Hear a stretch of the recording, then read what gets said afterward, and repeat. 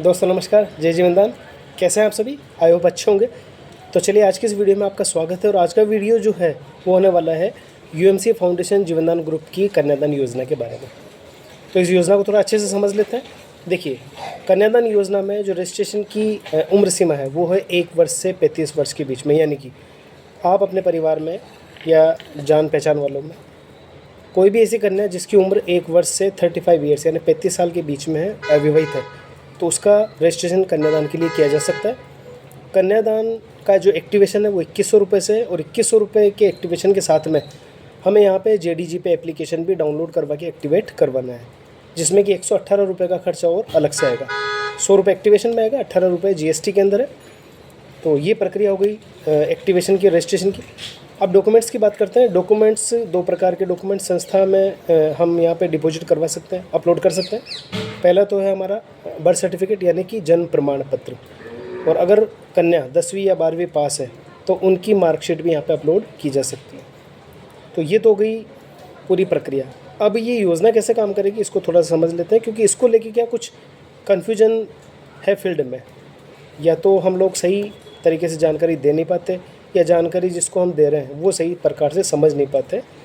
तो इसको आज थोड़ा सा दूर कर लेते हैं कन्फ्यूज़न को। तो देखिए, जैसे एक्टिवेशन होता है, एक्टिवेशन के 1 महीने के बाद में उस कन्या की आईडी में जहाँ पे एक्टिवेशन वॉलेट होता है वहाँ पे 2100 रुपये का सुकन्या वॉलेट आता है। यानी कि 2100 रुपये एक्टिवेशन फ़ंड में यहाँ पे आएंगे। अब इस एक्टिवेशन फ़ंड का यूज़ क्या होगा? इस एक्टिवेशन फ़ंड का यूज़ होगा आईडी के एक्टिवेशन में। कौन सी आईडी?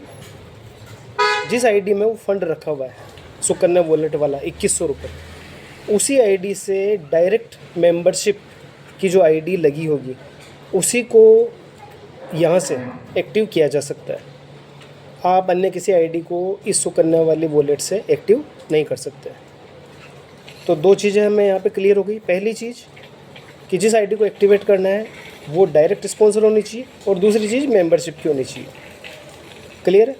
किसी भी पर्सन से रॉन्ग कमिटमेंट ना करें। ये ना कहें कि ये पैसा आपको कैश मिल जाएगा या अकाउंट में आ जाएगा, क्योंकि ये पैसा कैश भी नहीं मिलने वाला है, अकाउंट में भी नहीं आने वाला है।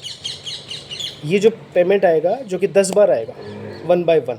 जैसे इस महीने 2100 रुपये यूज़ हो गया तो नेक्स्ट मंथ फिर 2100 आएगा, उसके बाद फिर 2100 आएगा। इस प्रकार से ये जो फंड है वो 10 बार आएगा, और 10 ही बार में हमें यहाँ पे 10 मेंबरशिप की आईडी लगानी है, जो कि डायरेक्ट स्पॉन्सर होना ज़रूरी है। तो इस प्रकार से 21,000 रुपये तो कन्या के पास ये इकट्ठा हो जाएगा। और आईडी के लगने से, चूँकि अब 300 रुपये डायरेक्ट स्पॉन्सर की इनकम है, तो 10 आईडी से हमें यहाँ पे 3,000 रुपये की डायरेक्ट इनकम भी आ जाएगी।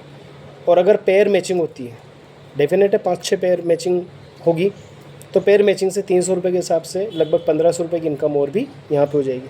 तो ये चीज़ पूरी नीट एंड क्लीन बतानी है। हमें यहाँ पे तात्कालिक लाभ नहीं देखना है, दीर्घकालीन लाभ को देखते हुए काम करना है। और प्रोस्पेक्ट को ये चीज़ स्पष्ट रूप से बता देनी है कि यहाँ पे जो पैसा आएगा उससे आपको 10 आईडी एक्टिवेट करनी ही पड़ेगी।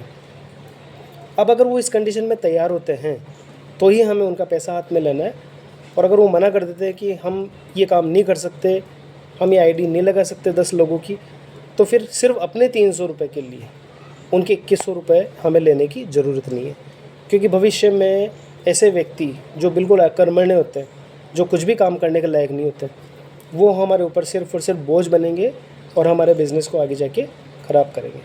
तो साथियों, मुझे उम्मीद है कि आपको ये सारी चीज़ें समझ में आ गई होगी। तो फील्ड में इस प्रकार की गलती ना करें।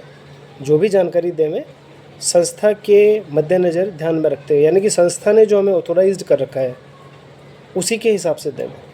ज़्यादा जानकारी के लिए आप अपने अप्लाई सीनियर से बात कर सकते हैं या PDF देख सकते हैं, और जूम मीटिंग तो हमारी हर रोज़ होती है।